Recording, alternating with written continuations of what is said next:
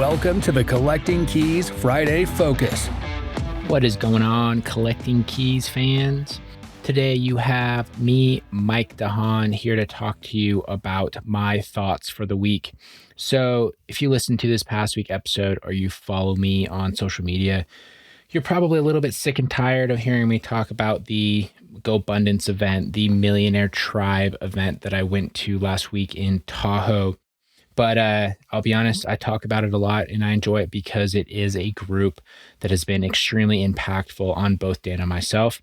And the events, I mean, when you're surrounded by so many like-minded people, it just sort of reframes your mind, both in the short term and then sometimes big picture as well. I've had some of those events that I've gone to and the takeaways that I've had have literally adjusted the course of my life and the ways that I have, moved on things and reacted to things and put things in motion over the following years. So, I get excited about them. And if you guys, are kind of not super interested in mindset stuff, I apologize because I do think it is very important for people to consider these things, especially if you're trying to do big things with your life.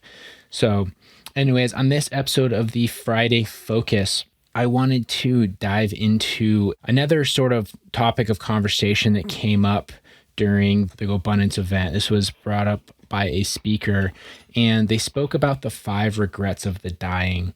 And, it's based off of a book where they went and interviewed all these people that were kind of on the deathbed. They were at the end of their life and asked them what exactly had they regretted in their life? What, looking back, had they wished they had done differently or they had changed? And, there's lots of various answers, but there were 5 things in particular that were repeated. And, this guy wrote this book on it. And then the speaker, the exercise that we had at the event, basically had us write these down and kind of reflect on them and see, which of these things we might be guilty of as we are working on building out our businesses and building wealth and chasing success, which can become kind of all-consuming. So it was a little bit of a meditative practice. And I just wanted to share what these 5 regrets are with you. And, maybe you can have a same sort of reflective thought process on these, just like I did.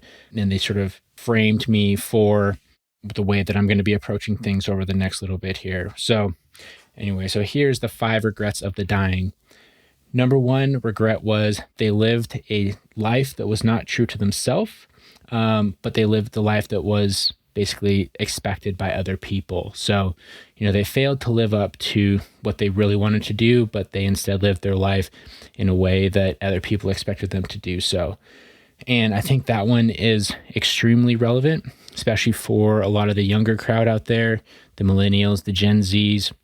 A lot of us are kind of resisting the corporate sort of push, the expectation to go to college and get this corporate job. But those people that are a little bit older and, were raised more in a society where that's the only option, I think this is a super relevant thing. So, when you get to the end of your life, you want to make sure that you are, you had lived true to yourself and you are not living a life of, in a way that's truly expected by others. The second one was that they hadn't worked so hard. And one of the things that was interesting about this was that this response was mirrored across various levels of people's success. So it was a mutually shared thought amongst many dying people, whether they had been very successful or not, or they had been just like a lower income earner. But the emphasis on having worked so much that they hadn't enjoyed their lives appropriately was something that stuck with a lot of people at the end of their life. So number 2 is that they hadn't worked so hard. And I think that that's, as you're going through everything, you want to make sure that you are indeed setting time aside to do things that you enjoy. Number 3 was that they wish they had had the courage to show their feelings. And I think that this one, varies. I've actually thought about this one quite a lot because I think it does vary culturally and it does vary by demographic and age group as well. I think that with this, a lot of the people that were interviewed were likely older, right? Where sharing feelings and things like that were more frowned upon. But with the younger crew, I think it's going to be a little bit less of an issue. But either way, I think that, finding people in communities where you can have more transparency and have more openness with your life, does lead to a more fruitful life. And ultimately, you never know how that could affect things bigger picture, right? You can have deeper relationships, you can establish more friendships, you can get invited and involved in more opportunities if you're open with your feelings. And a lot of people, when they were older and they were reflecting on their life, one of the biggest regrets was that they didn't share that, right? They weren't open with their feelings, and they probably spent a lot of their life kind of bottled up, and that led to some regret. Number 4, and I think that this one is extremely relevant for right now. Number 4, the fourth regret of the dying was that they wish they had stayed in touch with their friends more. This one really stuck with me, especially right now in this virtual world. It's so easy to just constantly have entertainment that's right in front of you. Whether that's Netflix, video games, even books. If you're a big reader, you can go on Kindle, you can download a book instantaneously. All of a sudden, you get into a lifestyle where you're not around your friends, right? You don't need to. You can constantly entertain yourself. And, different lifestyles aside, whether people have families, people are, have different careers, things like that. One of the things that I think is so different from in the past is that we aren't necessarily encouraged to have these sort of social interactions. So this was one of the ones that I think will probably be more of a regret with the current generations as we start to get older, is those connections to friends, because it's something that, it's difficult to do, and it does take intention.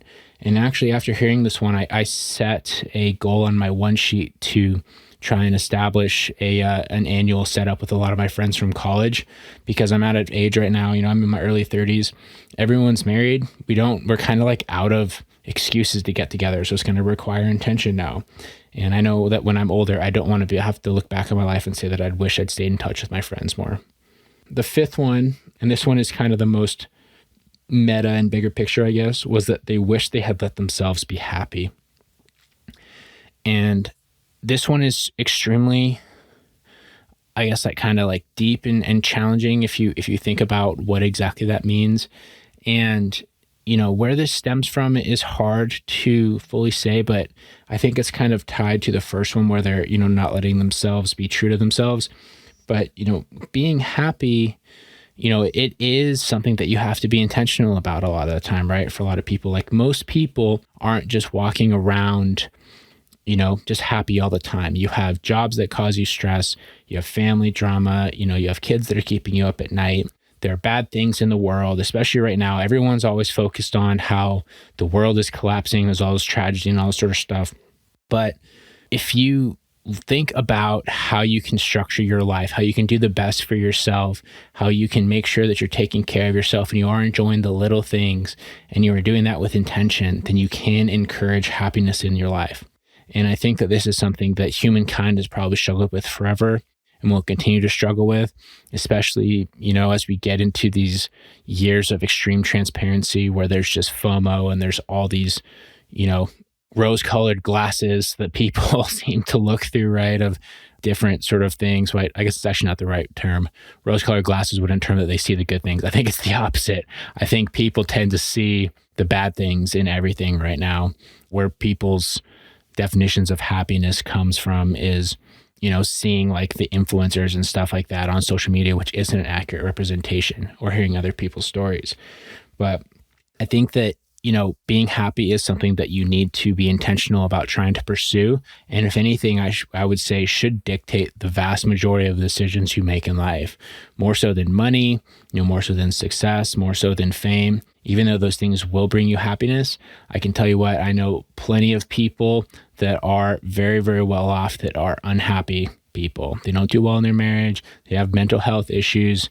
I mean, even look at some of the biggest names out there. Suicide amongst very successful people is not uncommon. So it's important that you make sure that you make happiness a priority. Anyways, guys, that is the 5 regrets of the dying. So just a quick recap. 5 regrets of the dying. Number 1 is they wish they had lived a life true to themselves and not as was expected of others. Number 2, they wish they hadn't worked so hard. Number 3, they wished they had the courage to show their feelings.